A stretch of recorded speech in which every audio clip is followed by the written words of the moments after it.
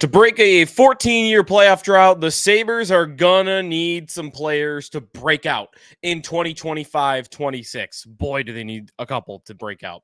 Well, who are the most likely to do it? From the forward group, the defense group, and the goaltending group. Who's most likely? We'll talk about it coming up here in the Locked On Sabres podcast.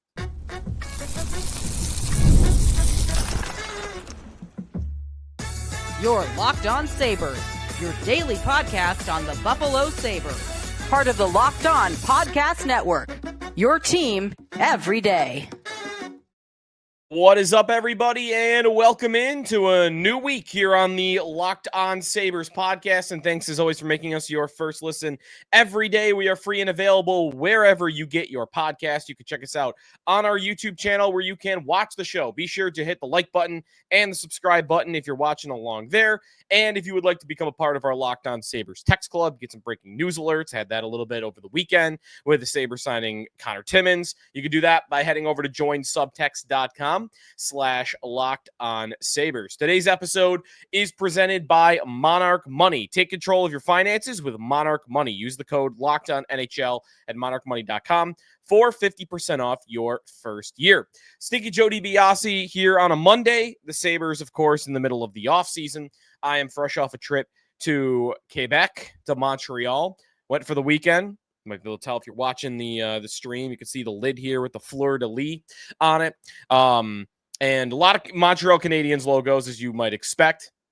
They were on the buildings when you drive into the city. And then, of course, everywhere you look, there's flags and there's, stuff to buy all over the place. A lot of Nordiques apparel and a lot of Expos apparel as well up there in Montreal. But for right now, all they got is the Canadiens and then their MLS team. So good trip. If you've never been up there, I'm not someone who's really been to many NHL arenas. In fact, top of my head, the only ones I've been to are, of course, KeyBank Center and then Scotiabank Arena in Toronto. I've been to the Penguins Arena for a concert, and it's not much. It's not many. And going for other NHL games, like I've never been to a Sabres road game. I was thinking about doing that this year. And Montreal, I feel like, is the spot that I would pick because of the atmosphere at the Bell Center and all that comes with. I think it seems to be the most unique of the NHL experiences because of the atmosphere of the building, and the city is really cool also. So we try to get to a Sabres and Canadiens game a little bit later on this season. A lot to get to on today's show. We are talking about breakout candidates on today's show for the Buffalo Sabres and who's most likely to break out, who really has to break out for the Buffalo Sabres, because really, as we go through today's show and we talk about this, and I got a couple of texts to get through as well, and I also want to get into the Connor Timonen signing just a little bit in the later part as well. The Sabres need somebody to break out. They need 3 players to break out. You tell me what you think the right number is. I would say the number is 3. They need 3 guys this year to have their best career seasons for this team to make the playoffs. How likely is it that 3 guys have their best career seasons? We'll go through it. Some guys, I would include guys that have been rookies or, have just had a couple of years in the league and you would expect to even break out. And then there's other guys that, the clock is ticking on whether they ever will. We'll talk about Jack Quinn. He might be one of those guys. And I just think you need to have 3 guys have career best seasons. Doesn't really matter where they came from, but they need guys to take steps up. So we'll jump right in on today's episode. I got a text question to get to, as I mentioned later, in Connor Timonen. But on breakout candidates for the 25-26 season, we start today off with the forward group. And as we jump in on the forwards, to me, forward group is where you are least likely to see giant jumps forward. We'll talk about the blue line. I'm more trustworthy of something happening there. Forward group, I would be impressed if they got more than one guy to take a big step forward. Big step forward in their offensive production, especially, but on the overall as a player. And the 3 players that I am targeting for breakout candidates in 25-26, Zach Benson, Jiri Kulich, And reluctantly, I include Jack Quinn in this exercise as well. Let's start with the previous two that I think are on track as we sit here today. Benson and Kulich. And I'll start with Zach Benson. I won't go too long with Benson because I do talk Benson a lot on this show. He's a very interesting player to analyze. I love watching him play.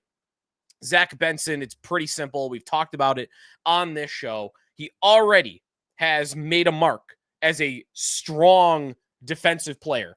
Even strength defense at Evolving Hockey, other metrics you look at, there are a lot of metrics that point to he's already one of the best defensive forwards statistically in the National Hockey League. He makes an impact defensively. He penalty kills, he blocks shots if he needs to. He's a very good battler for his size, especially. Zach Benson has that to his game already. He's got that grittiness. It is going to take the numbers for him to be a breakout guy. And it's going to have to be better than last year. 75 games played, 10 goals, 18 assists, 28 points. For me, to say breakout with Zach Benson, I'd like to see all of those numbers double. And I don't feel like that's that unfair of an ask. The guy has had 2 full seasons in the NHL. He'll be 20 years old, still very young, and the book is not written on Zach Benson if he comes out this year and doesn't put up the numbers. And in fact, because of the defense, he still will be a valuable player if the numbers do not come. But I think it's fair to expect and fair to ask, double your numbers because this team needs it. You've played lots of games now in this league. I mean, between the 2 seasons, he's already 146 games experienced in the NHL. Come on, let's go. This summer, get stronger, get faster, score me 20 goals, and put 56 points up for me on the board. And I don't even think that's his ceiling. So that's where we're at on Benson. Jiri Kulich. I would say of these 3, if I were to ask fans, I didn't even put this in the text club because I feel like I know what the answer is going to be. Of these 3 forwards, who's the most likely to break out this season? I think almost everybody would say Kulich is the answer to that question. It's the fact that he has only had 1 season in the National Hockey League, 62 games last year. He only played the 1 game before that. So hardly, it's 1 season. 62 games last year, 15 goals, 9 assists, 24 points. 15 goals, nice for a rookie. 9 assists, playing first line center for a lot of the year. I'm going to want a lot better than that. And that is my only real problem with Kulich in his first year. It has nothing to do with him. It's just the Sabres thrust him into a role that he probably wasn't ready for. And the playmaking ability of him as a number 1 center, far, far below what is necessary for that position. But the goal scoring, it got going a little bit later on. We saw the shot. We saw the raw ability of that wrist shot. And we know, I think just by watching Jiri Kulich, there is a ceiling there as a goal scorer at the very least. And there is probably a lot more there as a playmaker and as a well-rounded two-way centerman. At least somebody that can hold up in his own end. Maybe he doesn't have to be a Selke guy. Kulich this year. I mean, I think right now it's very likely that he's going to play a lot of games as this team's number 1 center. It's possible he even opens the season as their number 1 center. I don't think on paper you would say that's true because Josh Norris is on the team and he's more experienced and he's had bigger seasons and he's a veteran. Veteran experience, same thing. But the thing is, Kulich played a lot with Thompson last year. And if Kulich is going to be Tage Thompson's centerman, it basically makes him the number 1 center, whether you think Norris is better than him at this point or not. And if he's going to be in that role, if he's going to be playing 18 minutes a night at center, or even getting minutes on the number 1 power play unit, I think that's very intriguing this year to put him on the number 1 unit and see if that works. The goals I would like to see come up to 25 to 30, and assists, that's got to be at 25 to 30 as well. And to me, that means you got to have a 60-point season for him to really be worthy of first line minutes. And I don't even think that's that aggressive. 60 points for a first-line center is going to be on the low end in the National Hockey League. But you don't want to expect too much. He's only 20 years old. Actually just turned 21. So that's where I'm at. The shot, I think, is going to happen. That's going to happen. The finishing ability, I'm not worried about him developing as a goal scorer. I need to see Jiri Kulich be able to have more vision as a playmaker, a little bit more as a puck carrier into the offensive zone. Those are areas I'd like to see him improve, especially, again, if Tage Thompson's on his wing, that's a guy you need to be good at getting the puck to.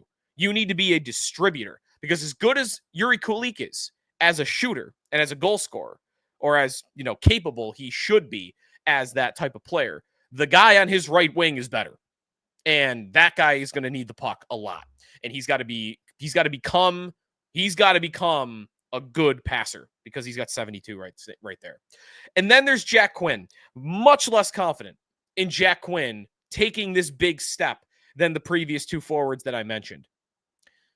I wanted to include him, though, because I still do feel like it is possible. If he doesn't do it this year, it's going to be very tough for me personally to see him doing it in the future.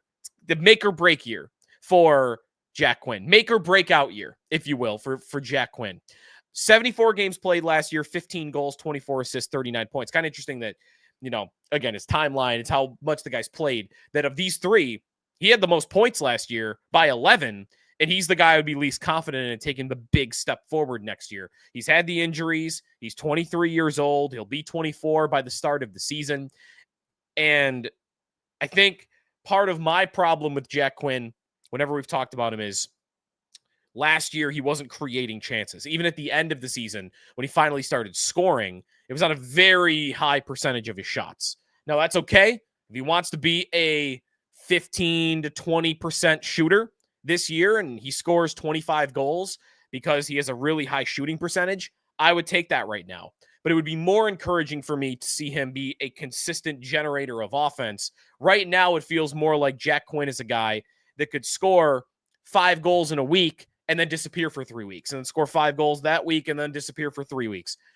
I would like to see Quinn become a guy that, hey, he might go 4 games in a row without scoring, but you're going to notice him all 4 of those games. He's going to create chances. Maybe he'll set up others. Right now, he's a player that absolutely disappears for games, weeks, months at a time, and he has to get way more consistent. For me to say a breakout for him, I want to see 25 goals and I want to see 60 points from Jack Quinn. None of those bars are crazy high for these three. It's all in the range of, like, be a 60-point player for me. And we could go from there after the fact. But to make the playoffs this year, I think 2 of those 3 becoming 60-point players might even be necessary. I don't know how likely it is, but I think it's necessary. When we come back, the blue line, there's one individual on the blue line that this is the guy that I think is going to break out and has to break out. Owen Power, when we come back here in the Locked On Sabres podcast. Today's episode of the Locked On Sabres podcast is presented by Monarch Money. If you ever wish that managing your money felt easier, Monarch Money, it can. Whether you are growing your savings or you're planning a big purchase, Monarch puts you in the driver's seat. It's like having your own personal CFO, which gives you full visibility and control over your finances. And Monarch Money is more than a budgeting app. It's a complete financial command center. You can track all your accounts, investments, and spending in one place. So in addition to managing your money, you are building wealth as well. If you have that one financial goal and you mean to get serious about it, this is a very helpful way to do that. If you've ever wished that you could track all your accounts and spending in one place, I mean, look no further than Monarch Money, because it can add up fast. If you're going out all the time for dinner or you're doing some shopping and maybe you're not paying attention, Monarch Money can help with that. Take control of your finances with Monarch Money. Use the code LOCKEDONNHL at monarchmoney.com for 50% off your first year. It's monarchmoney.com, code LOCKEDONNHL for half off your first year. Sneaky Joe DiBiase back here on the Locked On Sabres podcast. June, way past June, July 28th. And we're talking some hockey here as the Bills get rolling to training camp. Training camp for the Sabres is only a little over a month away. It really does sneak up on you. We're talking breakout candidates today. Went through some of the forwards. Let's get to the defensemen and goaltending. 2 defensemen, 1 goaltender. And we'll start with the guy that I'll do a more full episode on a little bit later in the offseason, because I think this guy breaking out is imperative to the Sabres making the playoffs. I almost don't see an equation that equals playoffs without Owen Power becoming and taking another step forward in his development. I believe that through 3 full seasons, Owen Power has been a very good to great defenseman. I think he is underappreciated for his puck movement skills, his control of the game. I think he leaves a lot to be desired physically, and I do think that will come with time. I liked Lindy Ruff's explanation earlier in the year about him building up his man strength as time goes on and he ages, that is going to happen. That will come. The dominance of the game, controlling the pace. I think what you saw last year was a little bit of a step up in his ability to generate offense on his own. And that, to me, is where he will become the elite defenseman. That and the ability to shut down plays in his own end. I thought the first half of last year, very inconsistent, very rocky on that front.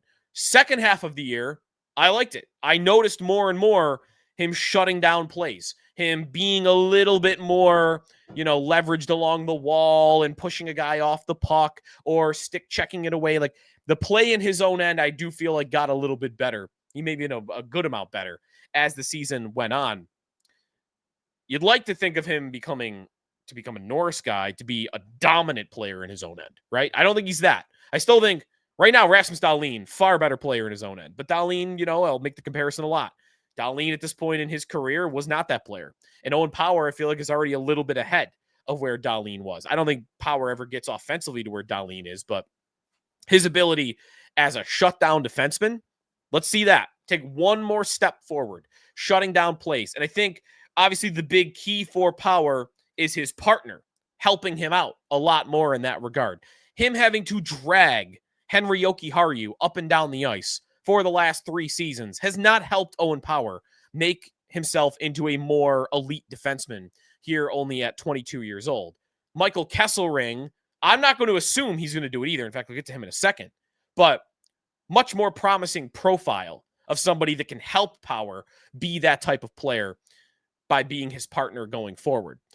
The offense. So Power is a little tricky here because you got to remember, not a lot of power play time, right? It's going to be Dahlin on power play 1. It's going to be Power on power play 2. Last year, 7 goals, 33 assists, 40 points for Owen Power. To me, what does a breakout look like for Owen Power? Again, it's a little tougher with him because he's already really, really good.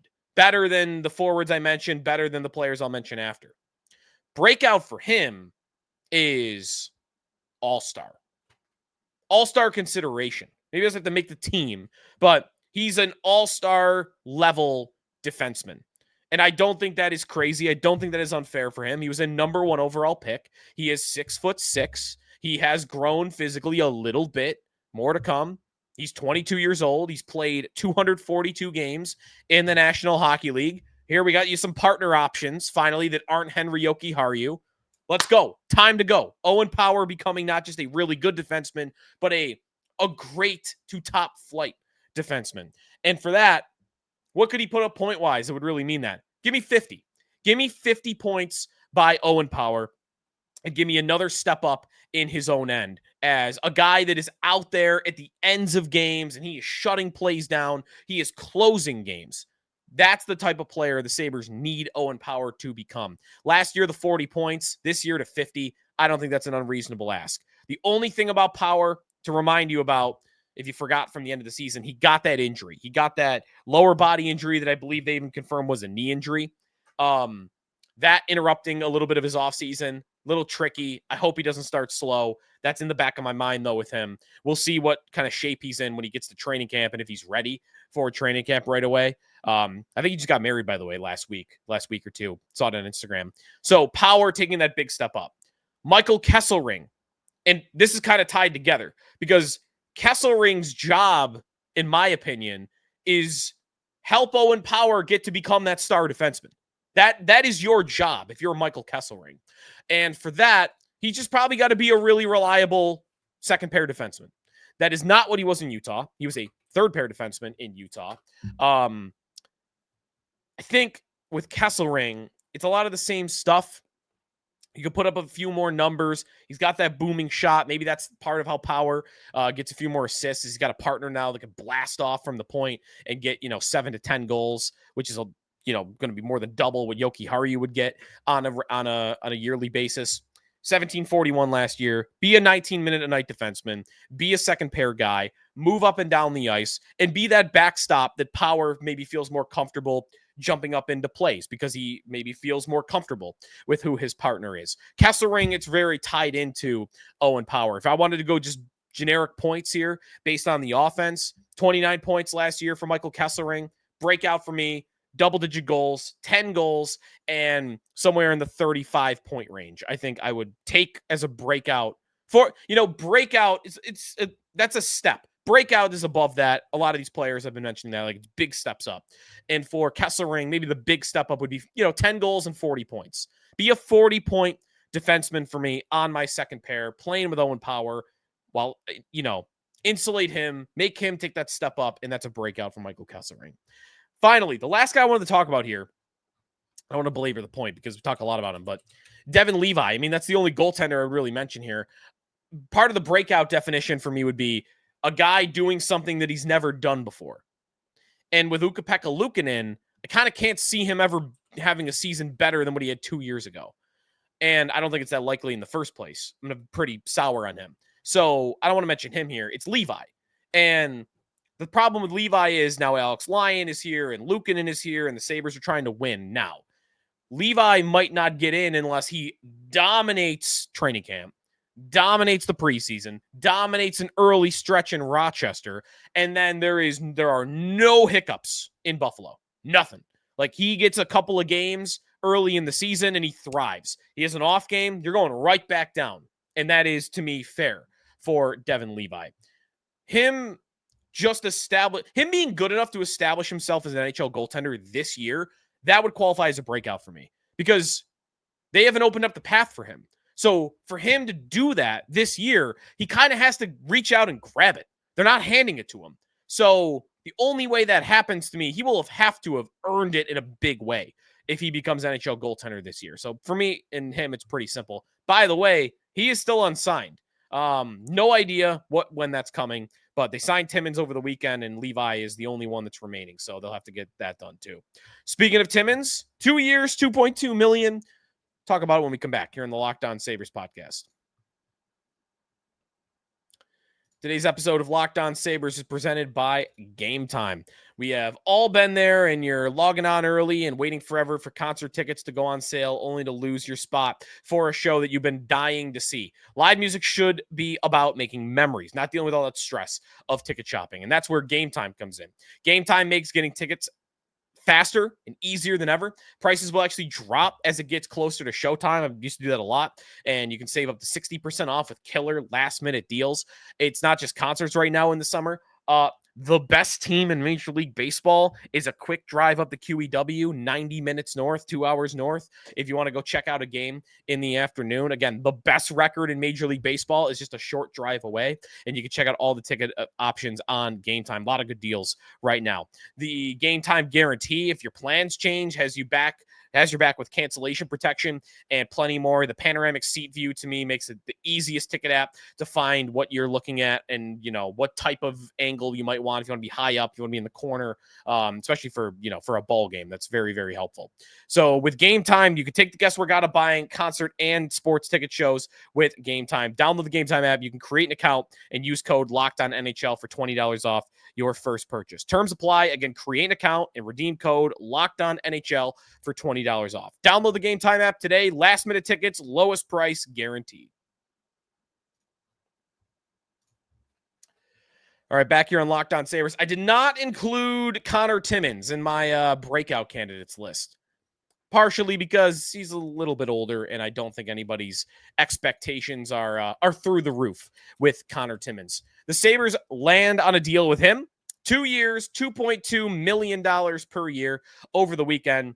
Definitely higher than I expected. I thought we'd be somewhere in the mid $1 million range. it's a difference maybe of $800,000, at a salary that low. That's a big percentage of the salary, but it's not really that big a deal for the cap situation. The Sabres now, after this deal, $5.19 million in available cap space with only Devon Levi to sign. And if he's in Rochester, then this is where they'll stand, $5.19 million. So Timonen getting 2 years, $2.2 million. He'll, of course, be a UFA at the end of that. He'll be 27 at the beginning of this season. So he'll be 29 at the end of the contract.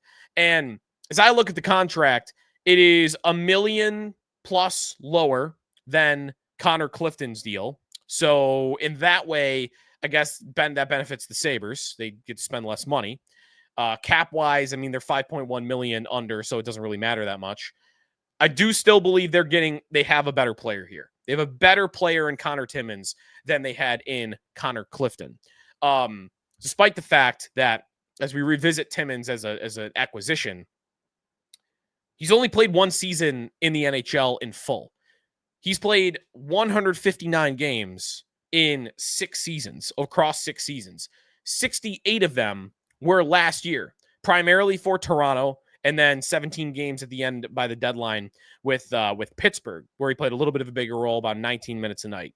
And for me, it's a little weird to have targeted and spent a second-round pick and then a multi-year contract on a guy at 26, soon to be 27 years old, that has played 1 full year in the NHL. This, to me, though, still screams like an analytics move from the Buffalo Sabres. This is a good, savvy, puck-moving defenseman. He is not physical, despite being 6'3", 213 pounds, so he does make them bigger. $2.2 million, though, what it really is, I mean, for the asset, it's kind of perfect because one of two things is going to happen. He's going to be a good, reliable third-pair defenseman for them, and he'll help them make the playoffs, or he'll be tradable. And the contract is very tradable. You saw him traded last year. So for me, my expectations are not super high for this player. It's basically just don't get them killed. The job as a third pair defenseman should be don't get your team killed when he's out there. And for Clifton, that was the case. For Timmons, I'm much more confident that will not happen. So $2.2 million. I got a text question over the weekend. Do you think that's too much? It really isn't. It's 500,000 more than maybe most projections might have put him where I would have thought he was going to be. And I'm not losing sleep over $500,000 for a player that to me is an upgrade over Connor Clifton. So that's where I'm at on that. One text question that I did want to get in, as we talked about breakout candidates today, and we talked about Jack Quinn, and here we are about the Penguins. We made that deal a month ago. Got asked about Brian Rust. We'll talk about Pittsburgh this week because they're still shopping guys. Brian Rust is still available. And I got a text question about what I would give up for Rust. And the texter said that they would give up either Zach Benson or Jack Quinn in a Brian Rust trade. I would absolutely not give up Zach Benson in a Brian Rust trade. I would give up Jack Quinn, but I would not give up Zach Benson. To me, that is nuts to give him up for a player of that age. But I also value Benson a lot higher than I would Quinn at this point. And I think that's smart personally. I think something I think is smart. I mean, that shouldn't really be a controversial opinion. Anyways, that's going to do it for us today here on the Locked On Sabres podcast. Keep the mailbag questions coming. We'll answer them on the show as we go through the summer here. We'll have some more nostalgic fun. If you missed our last show about our all drought team, got a lot of good feedback about that. So, we'll continue on here. We'll talk about those Penguins deals that might still be available and some other stuff coming your way here on Locked On Sabres. If you're looking for some more NHL offseason talk, check out Locked On NHL. You can find them on YouTube or wherever you listen to your podcasts, bringing the daily league-wide stories that matter most with the local coverage that you love from Locked On. We'll talk to you Wednesday here on the Locked On Sabres podcast. Talk to you a little bit later in the week, and enjoy your summer here on the Locked On Sabres podcast, part of the Locked On Podcast Network, your team every day.